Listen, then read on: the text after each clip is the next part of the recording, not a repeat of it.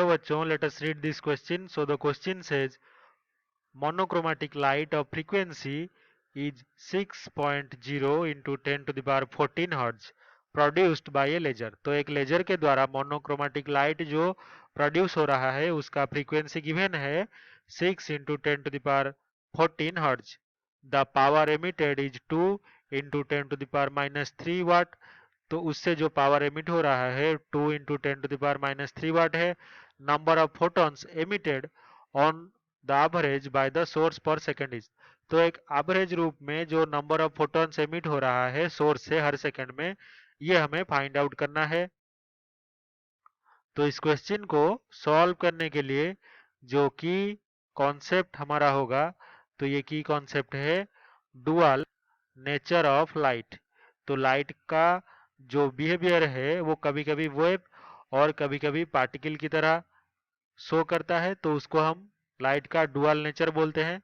तो जब वो पार्टिकल नेचर शो करता है तो उस पार्टिकल को या फिर क्वांटम ऑफ एनर्जी को हम क्या बोलते हैं? फोटोन.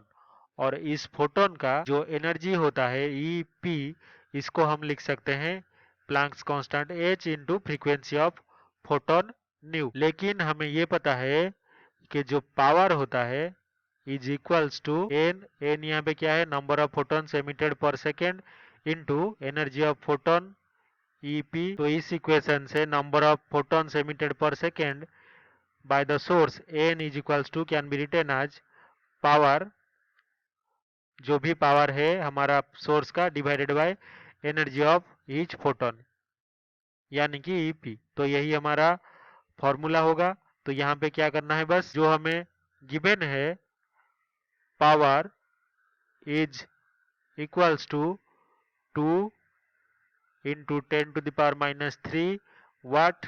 और क्या गिवन है? जो फ्रीक्वेंसी न्यू ये भी गिवन है 6 into 10 to the power 14 hertz. तो ये बस पुट कर देना है.